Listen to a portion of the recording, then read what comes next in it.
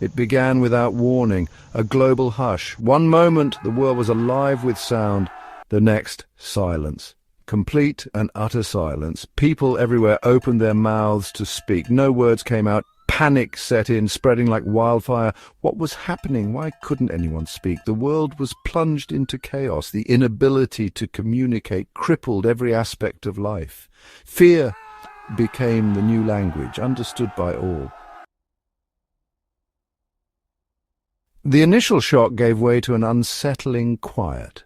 The world had become a tomb, devoid of the usual human symphony. Streets once bustling with activity were now eerily deserted. The silence was unnerving. It pressed against your eardrums, a heavy, suffocating presence. It was the silence of the grave, a harbinger of something sinister.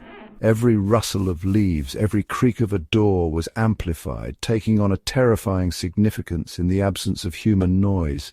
The world held its breath, waiting for something to break the silence. From the silence, new horrors emerged. Whispering shadows began to appear at the edges of vision. They flickered in the darkness just out of sight, their whispers like icy breath on the back of your neck. The creatures followed close behind, grotesque, twisted things that defied description. They were drawn to any attempt at communication, their silence a weapon. Those who saw the creatures, who heard the whispers, were driven mad. Their eyes widened in unspeakable terror, their screams trapped within the prison of their own throats. The desire to communicate, to break the silence, was overwhelming, but the consequences were too dire.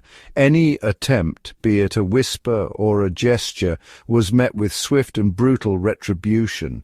The shadows would descend, smothering the offender in an embrace of darkness. The creatures would tear them limb from limb, their silence a terrifying testament to the price of communication. The world learned to exist in silence. Communication, once the cornerstone of humanity, was now a dangerous relic of the past. We were left to face the horrors alone, trapped in a prison of our own making.